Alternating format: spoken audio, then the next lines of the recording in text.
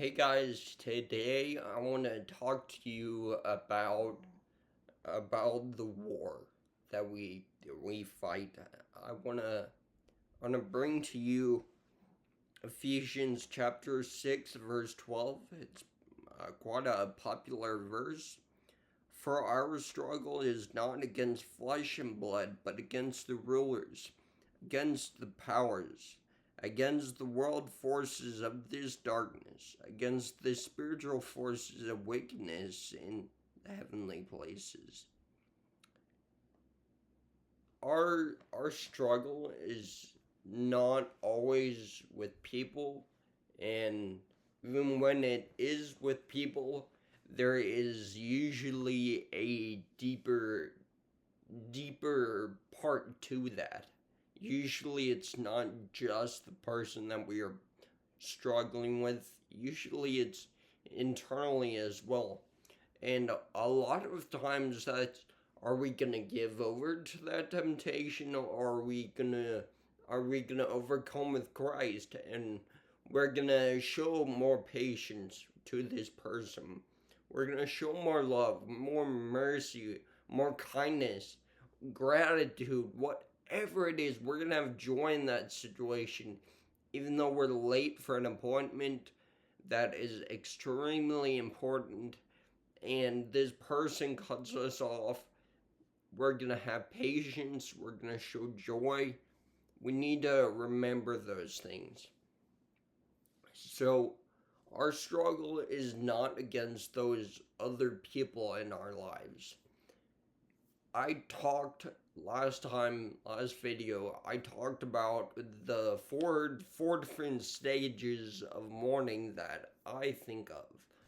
And I labeled those as unconsciously incompetent, consciously incompetent, consciously competent, and unconsciously competent. So we feel like we're stuck in in a certain place in life, and a lot of times that is due to the things that have come into our life. There is a great quote that says, "We can't control the things that happen to us, but we can control our attitude." We can't control those external things that happen to us. We can't control the fact that our father died. We can't control the fact that we are in a broken home, or the fact that we lost our job, and now we're on welfare, and we can't control those things that happen in our life, but we can control our response to them. So in the idea that we are in a war, some people may call it a game, but it's much more serious than a game. It is a game of life and death.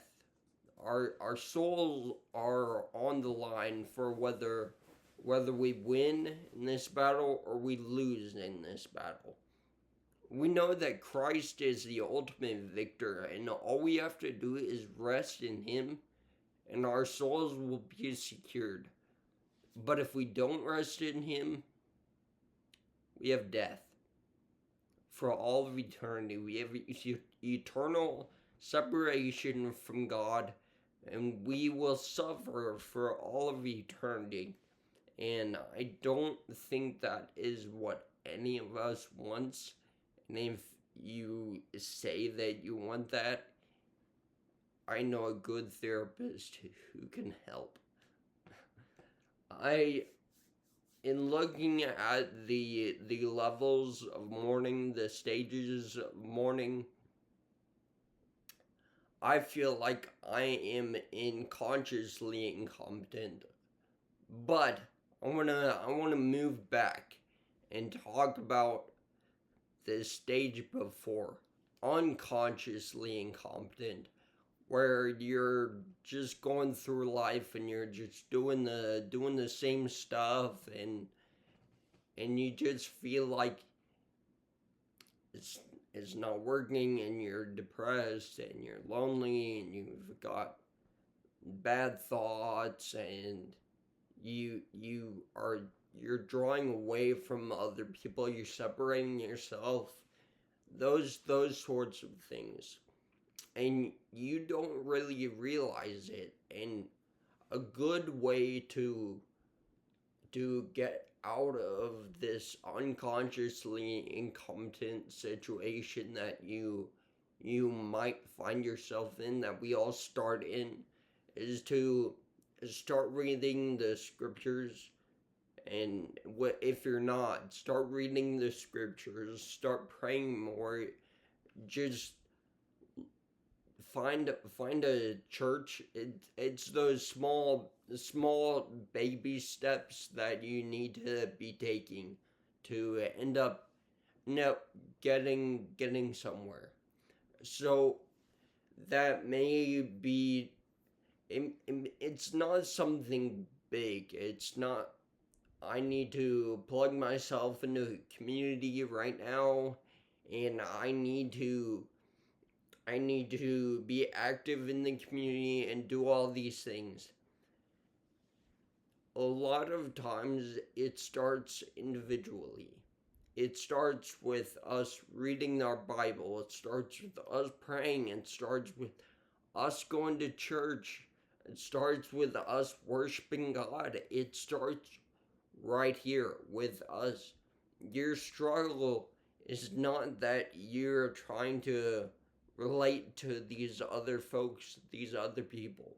That's not what you're struggling with. Your struggle is not against flesh and blood. We are struggling with things that are far greater, that have far greater power than we do. We have no foot in the game to combat these things. It's a war, it's a battle. We are fighting against these things, and God tells us to put on the full armor, all of it, every piece. We can't just put on the breastplate of righteousness and forget about the shoes of the gospel. And I I'm I might do this sort of, we cannot choose to we cannot pick and choose what we're gonna do and what we're not gonna do. We need to put on the full armor of God. We need to be, this Bible, this book here, is so much more than just a book. It is our lifeline. It is our lifeline to continue on to do the things that we are called to do. And if we disregard the Bible, it is, as Jesus talks about it after he preaches most of his Sermon on the Mount. He says that those who hear his words and heed them, put them into practice, do them, like a wise man who builds his house on the rock. But the person who hears these words of mine and does not put them into practice, they're like the foolish man. And they are like someone who built their house on the sand, and that house is gonna fall with the crash, and great will be the crash. We have no choice if we are unconsciously incompetent, and we need to move out of that stage. We need to get out of there. We need to get to the point where, wow, this is the situation that I'm in, and it really sucks. It's really hard for me, but I am recognizing it more, and I recognize that I can't do this in my own power. If you're unconsciously incompetent, you are not broken. You can't move on from that. You need to understand where you are. You need to be broken and then be like, you know what? I do want to go to God now because I realize my own brokenness. So we need to realize where we are. We need to find our own brokenness, and then we need to go to God with that. And that is for someone who's unconsciously incompetent. They're not really thinking about this situation that they find themselves in. I don't believe that I am unconsciously incompetent, and I don't want anyone to be unconsciously incompetent.